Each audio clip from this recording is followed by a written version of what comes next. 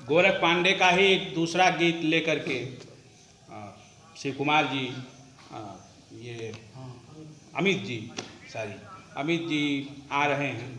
जनता के आवे पलटनिया, हिले ले झकझोर दुनिया। अपने अपने ढंग से दुनिया में आम आदमी, पीड़ित आदमी, शोषित आदमी, जन समूह हमेशा संघर्ष किया है। अभी आपने देखा कि जो गांव देहात का मजदूर, बेकार आदमी काम की तलाश में, सम्मान की तलाश में, रोटी की तलाश में शहर की ओर गया था।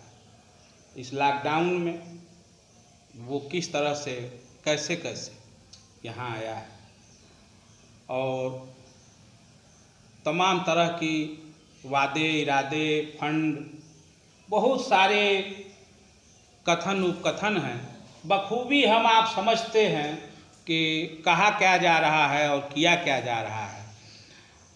इस कठिन दौर में इप्टा और इप्टा के कलाकार साथी, एक कलाकार अपनी कला और अपनी प्रस्तुतियों के माध्यम से ही समाज परिवर्तन की लड़ाई में योगदान करता है, शामिल होता है, शरीक होता है। और हम सब यही करके हम समझते हैं कि हम जनता के दिल दिमाग, उसकी सोच और अपनी खुद की सोच को भी बेहतर बना पाएंगे। गोरख पांडे का यह गीत कि जनता के आवे पलटनिया, हिले ले झकझोर दुनिया, पूरी दुनिया में जहाँ जहाँ सामाजिक परिवर्तन हुए हैं, सांस्कृतिक परिवर्तन हुए हैं, हर जगह जनता का आंदोलन खड़ा हुआ है, यहाँ भी खड़ा होगा। हमारा पूरा यकीन है, भरोसा है। इस गीत के साथ भाई अमित जी, जनता के आवे पलटनिया। जनता के आवे पलटनिया, हिले ले झकझोर दुनिया।